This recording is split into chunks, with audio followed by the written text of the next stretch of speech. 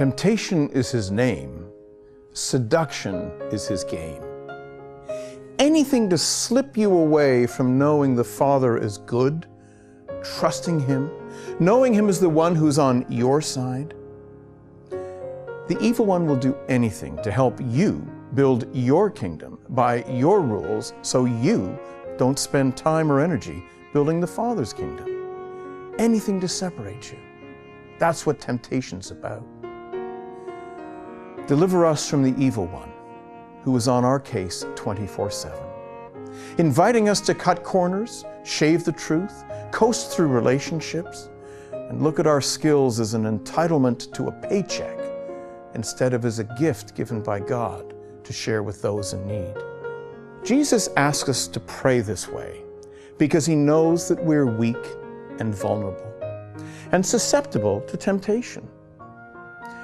Not unlike the dreaded hospital bacteria MRSA, temptation is everywhere, and universal precautions are necessary to protect us from the infection of this evil.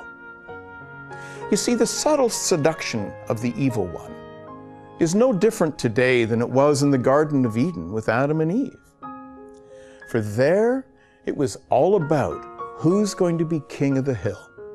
Who is in charge? Who is number one? You or God? Your will or his will? Your kingdom or his kingdom? Temptation comes in two ways. One, to do things we know we ought not to do.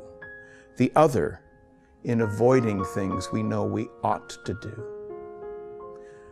To think of avoiding those things we ought not to do is right and good and important. But equally important, we need to not avoid those things we ought to do. To speak truth, to stand up for those who have no voice. My friends, none of us can see and discern the future. None of us can see beyond today, this hour, this week. None of us can see the whole course of our life. Only our Father, who has promised to guide you and me safely through each day, safely through this journey called life. However long this earthly life may last, we know that it is but a brief moment in time compared to that eternity we are promised through faith in Christ. Why is it important that he deliver us from temptation? Why is it important to know this?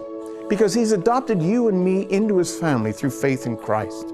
It is his kingdom he wants us to enjoy, to experience this life with abundant grace, trusting him to provide what we need while we go about establishing his kingdom of grace, love, trust, peace, justice, and equality through how we live every day. This is the prayer he taught his disciples. Go now and be the prayer we have studied. The prayer that Jesus taught his disciples about building his kingdom here on earth. In your home, with your family, at your place of work, in the neighborhood, at church, wherever you may be. Thy kingdom come, thy will be done. Serving on behalf of the Father who loves you beyond imagination, who sees you in all your possibilities and strives to bring forth every good and perfect gift for you. This is the Lord's Prayer, given to guide us through this journey called life, providing us with forgiveness for the past, our daily needs for today, and hope for tomorrow. This is the prayer Jesus taught his disciples.